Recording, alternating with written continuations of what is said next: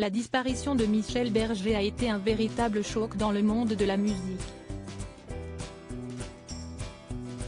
Le 2 août 1992, le chanteur succombait à une crise cardiaque alors qu'il se trouvait dans sa résidence d'été, en compagnie de sa famille. Une terrible tragédie pour le mari de France Gall qui n'était âgé que de 44 ans. Jeudi 28 avril 2022, Yves Bigot s'est rendu sur le plateau de C'est à vous pour évoquer celui qu'il a côtoyé et sur qui est consacré le livre Michel Berger, paru le vendredi 18 mars.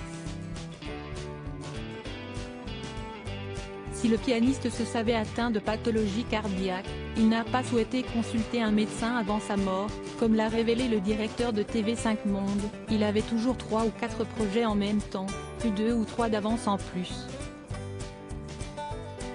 L'idée de perdre du temps à se faire soigner, voire éventuellement d'être arrêté, ça ne rentrait pas du tout dans ses plans. Yves Bigot à propos de Michel Berger, il était sous une pression incroyable.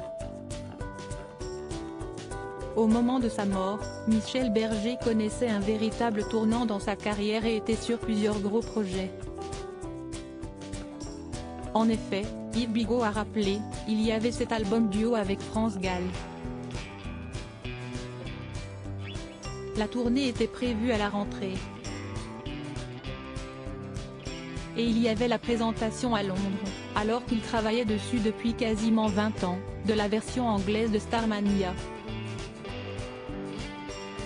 Pour Fabienne Thibault, qui a collaboré avec l'artiste, ses nombreux désaccords avec France Gall auraient engendré une grande anxiété chez lui.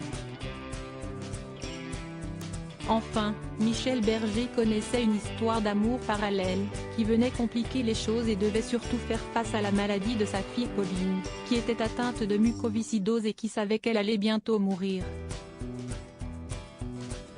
Finalement, Yves Bigot a expliqué que l'interprète de Quelques mots d'amour était sous une pression absolument incroyable. Si est probablement cette pression qui est responsable de sa crise cardiaque et de sa mort, 5 ans avant celle de sa fille Pauline. Loading widget.